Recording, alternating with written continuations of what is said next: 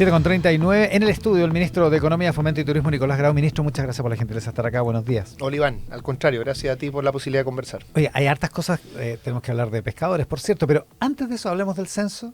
Hablemos del censo. A ver, ¿qué es lo que le parece más notable de la información que se dio a conocer ayer, digamos? A ver, yo diría que sin lugar a duda la transición demográfica que está enfrentando nuestro país, que no es solo un tema reciente, sino que es más bien de décadas, es sin lugar a duda el cambio más importante. Digo cambio y no le pongo todavía un adjetivo de si ese cambio es bueno o malo, porque hay distintas cosas que ahí están ocurriendo y creo que hay que ser cuidadosos, pero en cualquier caso es un cambio que implica repensar, discutir en mayor profundidad ciertas políticas públicas, y creo que además es un cambio que valoriza mucho la reforma previsional que aprobó el gobierno. Sí, lo dijo usted ayer en la conferencia, lo escuché. Lo digo hay muchas formas de ver esto, pero para mí hay un dato importante, o una forma simple de resumir esto. La edad promedio de la población, el 92, era 28 años, hoy es 38 años. La edad promedio. La edad promedio. Claro. Y si uno ve, es evidente que somos más y si uno ve la cantidad de gente, bueno, nosotros también para empezar, pero digo además el país, claro. Es, si tú tomas las personas sobre 65 años, eso era en torno al 6% del 92 y ahora es como el 14%. Claro. Entonces también es un cambio muy, muy, muy importante. Claro, entonces es una masa de personas que requiere servicios, que requiere preocupación, que requiere asistencia del Estado en muchos casos, que requiere políticas públicas, y además es que la economía nos va a cambiar, digamos, de alguna manera. Y lo otro que requiere son las labores de cuidado. Por eso también es importante la agenda del gobierno del Sistema Nacional de Cuidado, porque el cuidado de adultos mayores recae principalmente en las mujeres, y eso, además de ser un problema de justicia, digamos, también tiene un conjunto de consecuencias bien importantes en la economía. Y la pregunta que uno se hace es quién en el Estado, quién está pensando cómo tiene que ser la sociedad organizada desde el punto de vista de los cuidados, de los servicios sociales, de la seguridad social, de la provisión de bienes públicos y privados. ¿Quién está pensando cómo va a ser la economía del futuro en estas condiciones? Bueno, del lado del gobierno, primero, bueno, como comentaba antes, creo que es importante resaltar la reforma previsional y además la combinación que esa reforma tiene en digamos, partes que tienen que ver con solidaridad, llamémosle intergeneracional, es decir, como una generación apoya a la otra, que es un componente importante de la reforma, y también la parte de capitalización individual. La combinación de esos elementos debiera ayudar a abordar este desafío. Después está, como comentaba con anterioridad, todo lo que tiene que ver con las políticas de cuidado, que creo que es muy importante y que el gobierno está comenzando esa tarea. Es una tarea que no va a quedar no se va a concluir durante nuestro gobierno. Eso lo está viendo el Ministerio de Desarrollo Social con el Ministerio de la Mujer. Creo que también es importante este reimpulso que le está dando el gobierno al proyecto de Sala Cuna, que como muchos proyectos, este gobierno ha tomado la decisión, osada, yo diría, de meterse en muchos proyectos que estaban trabados históricamente y los ha ido sacando. Sala Cuna es increíble, lleva ¿cuánto tiempo? Me voy a los que ya han salido, o sea, el tema de la deuda de los profesores, por nombrar algo que no tiene que ver con esta, bueno, igual tiene que ver un poco con esta conversación, estaba trabadísimo eso hace mucho tiempo, se resolvió. Lo de pensiones también estaba trabado hace mucho tiempo, lo de 40 horas estaba trabado hace mucho tiempo, así que yo, a pesar de que lo de Sala Cuna ha estado también trabado hace mucho tiempo, le veo posibilidades importantes. Porque lo que pasa es que ahí hay como una discusión de paradigmas, digamos, básicamente, entre la derecha y la izquierda, que tienen maneras de enfrentar al asunto. Bueno, así también pasaba en pensiones, insisto. Sí. Y si uno pone el centro en el objetivo, que en el caso de pensiones, un objetivo fundamental era que mejoraran las pensiones hoy. Si uno solo hubiera hecho aumento de la capitalización individual, no mejoraba las pensiones hoy, mejoraban a futuro. Y se buscaron distintas formas, se fue, como dice el presidente, hubo porfía, y se sacó el tema adelante, nunca olvidando el objetivo. ¿Y en Sala Cuna cuál sería el objetivo?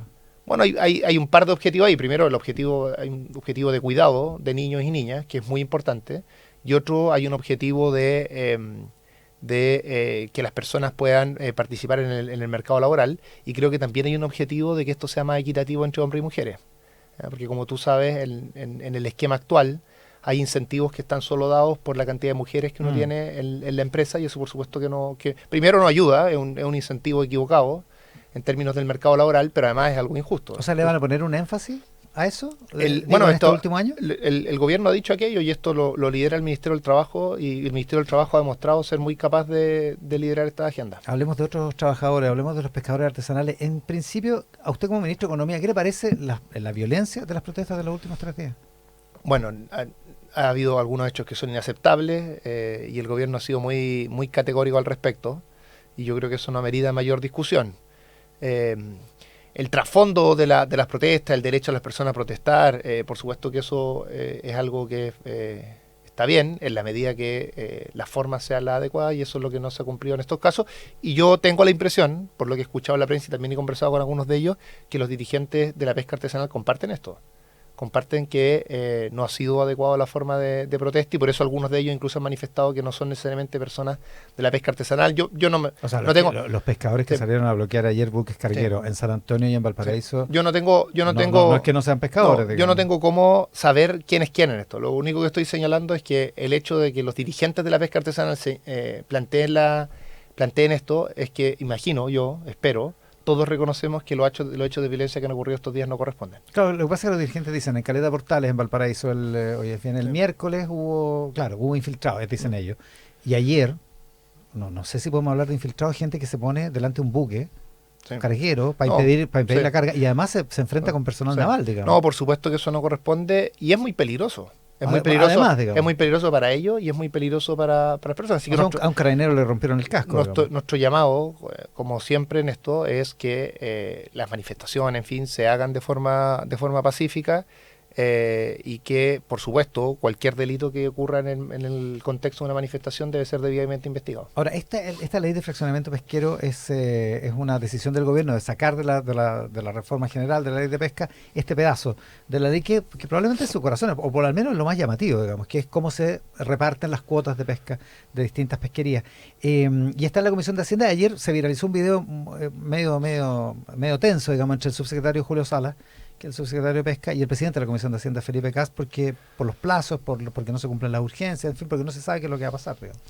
A ver, lo primero, contar de qué se trata este proyecto, que creo que es bien, bien importante. Tal como tú dices, nosotros presentamos un proyecto de ley de pesca de 370 artículos y un poco más, que por distintas razones está avanzando lento, porque hay parlamentarios que ocupan su derecho, digamos, que tienen, de pedir que se vote párrafo a párrafo, en vez de votar artículo a artículo. Y eso implica que llevan cientos de votaciones, pero solo unos 100 artículos aprobados, y va muy lento nomás. Y había una estrategia deliberada, digamos, de no permitir que ese proyecto avanzara. Entonces nosotros, frente a eso, y con esta porfía que tiene el gobierno de cumplir sus compromisos programáticos, decidimos sacar, como tú bien dices, un elemento que es parte del corazón de la discusión en pesca, que es el fraccionamiento, que en términos simples significa cuánto de la cuota global va a la industria y cuánto de la cuota global va al sector artesanal. De 18 pesquerías, que son las más importantes tipos de pescado, en el fondo. Jureles, merluza, sardina. Exacto. Y lo que hicimos es un proyecto que, en términos gruesos, con distintas intensidades, porque hay distintas realidades, esto es muy caso específico, implica en términos generales una mejora para el sector artesanal. Esto es muy importante, por ejemplo, en el norte del país, muy importante, porque ahí hay un desequilibrio bien clave. Hay otros lugares donde los cambios son más pequeños, pero en general en todo el país es con una mejora del sector artesanal.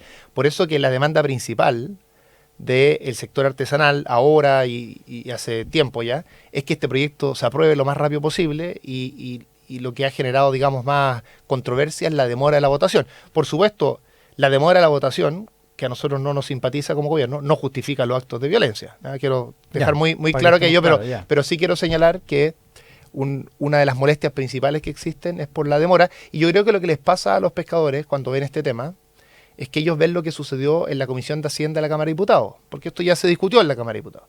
En la Cámara de Diputados lo que ocurrió es que el grueso del tiempo de la discusión estuvo en la Comisión de Pesca, donde se vieron justamente el fraccionamiento en cada una de estas pesquerías, y después esto pasó por Hacienda porque tiene algunos temas financieros, y la Comisión de Hacienda de la Cámara de Diputados se centró en lo financiero, y eso implicó que despachó el proyecto en una sesión.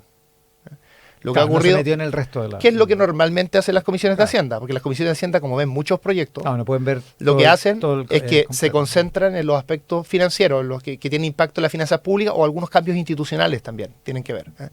Y lo que ha ocurrido en el Senado, en cambio, es que se ha empezado a revisar todo el proyecto con audiencias para discutir todos los aspectos del proyecto, y en eso el Senado está en su derecho, es la Comisión de Hacienda la que tiene que determinar qué cosas ve, pero nosotros como ejecutivos, si vemos que aquí ha habido una demora que nos cuesta encontrar una justificación para aquello. O sea, injustificada. Ahora, Desde nuestra perspectiva. en la industria pesquera dicen que esto va a provocar daño grave, en algunos casos irreparable.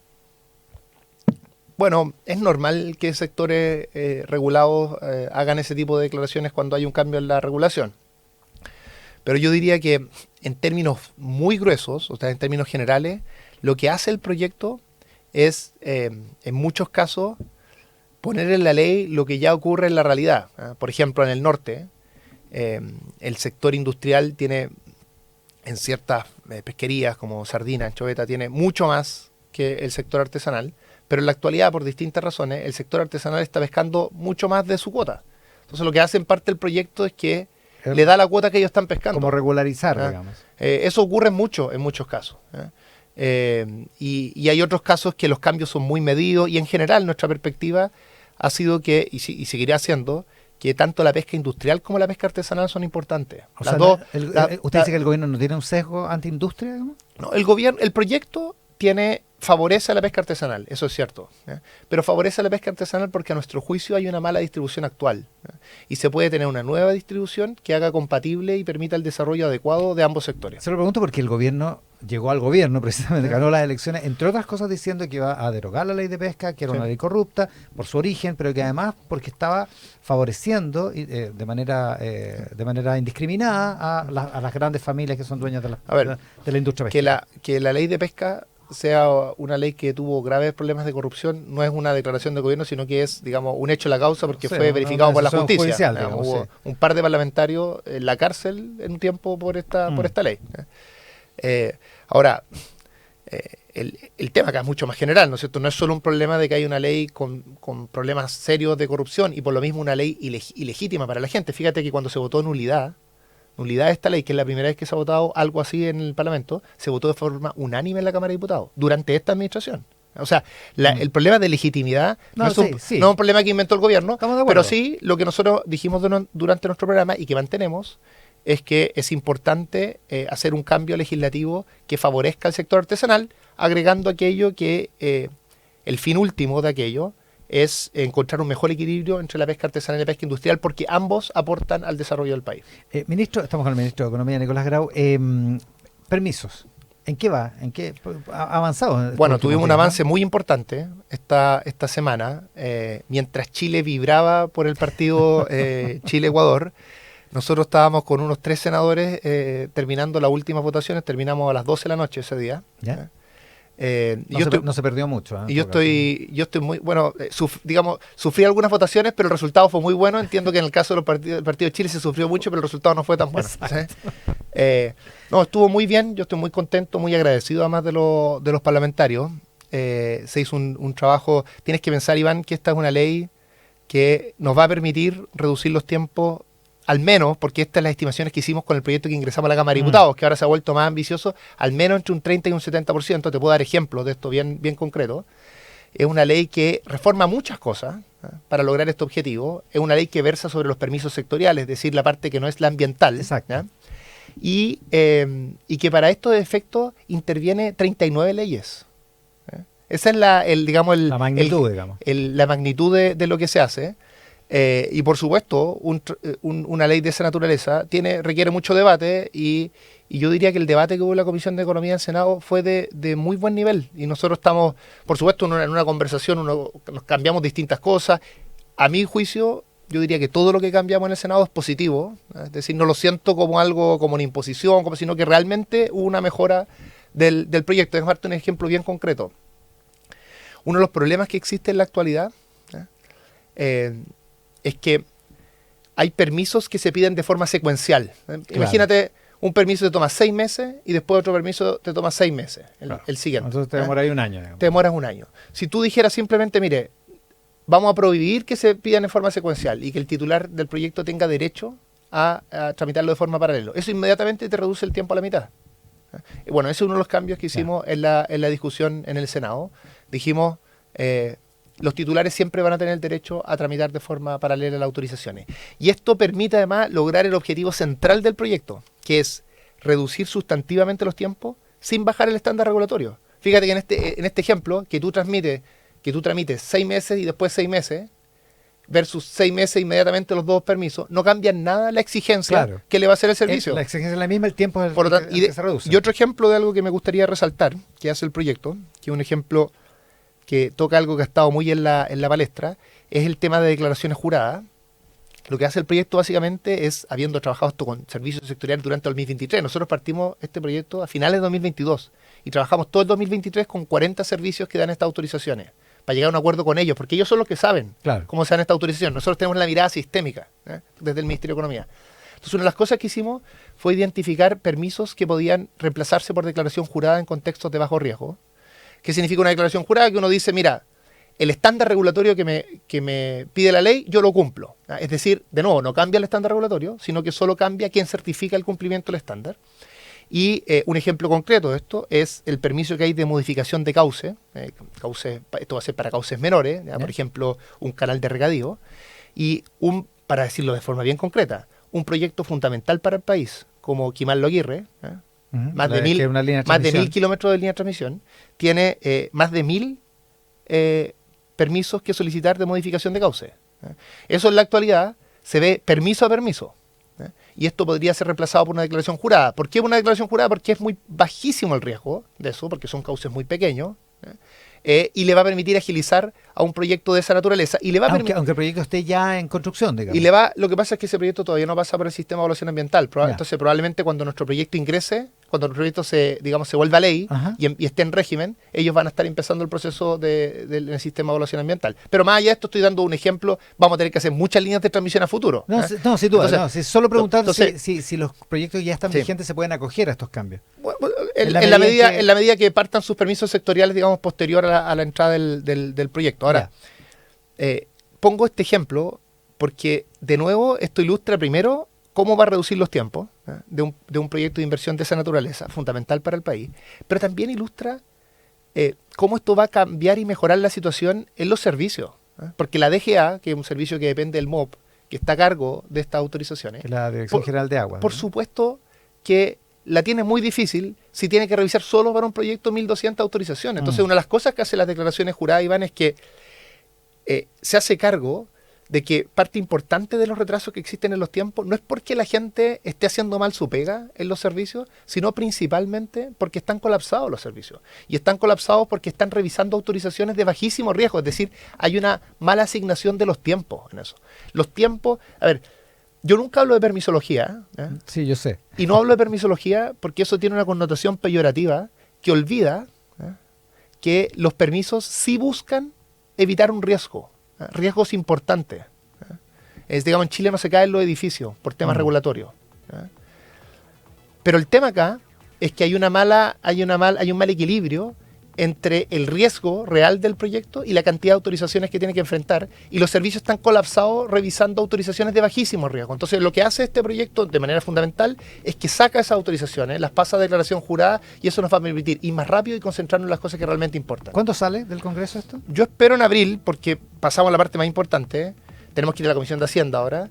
En la Cámara de Diputados, en la Comisión de Hacienda, en una sesión, porque tiene que ver muy poquititos artículos. Yo espero que eso sea parecido en este caso. Y después vamos a las salas. Y en todas estas votaciones tuvimos la mayoría unanimidad. Entonces yo esperaría que este es un proyecto que avance rápido, porque además el compromiso de nuestro gobierno es que nosotros dejemos implementado este proyecto. Y en este proyecto hay que hacer muchos reglamentos. De hecho, yo me voy al encuentro ahora con el BID. Y el BID nos va a ayudar en esto, porque tenemos que hacer una cantidad de reglamentos para implementar esto gigante, pero el presidente Boric nos ha pedido que vayamos con máxima celeridad en este punto. Una última cosa que me gustaría decir, que en el caso de las declaraciones juradas, además, se tipifica un nuevo delito, porque quien hace trampa, digamos, para pasar por una declaración jurada cuando tenía que ir por una autorización, eso incluso tiene consecuencias penales, porque si nos estamos moviendo a una mayor autorregulación para que este sistema sea eficiente, también todos tenemos que ser más responsables. Tiene que haber el correlato de la responsabilidad. El ministro de Economía, Nicolás Grau, esta mañana en Mesa Central. Ministro, muchas gracias por la gentileza. Muchas gracias a ti, Iván, y aprovecho de agradecer a todas las personas que abrieron la puerta al censo, porque que este censo resultara bien se debe no solo a que el INE hizo un gran trabajo, sino que se debe a que en Chile hay confianza y que la gente confía en sus instituciones y que abre la puerta, que es una cosa a pesar de todo, sí, no es simple en los días actuales, así que yo estoy muy agradecido de la sociedad chilena por el funcionamiento del censo. Gracias, ministro. Buenos días. Pausa y volvemos con el Rat Pack.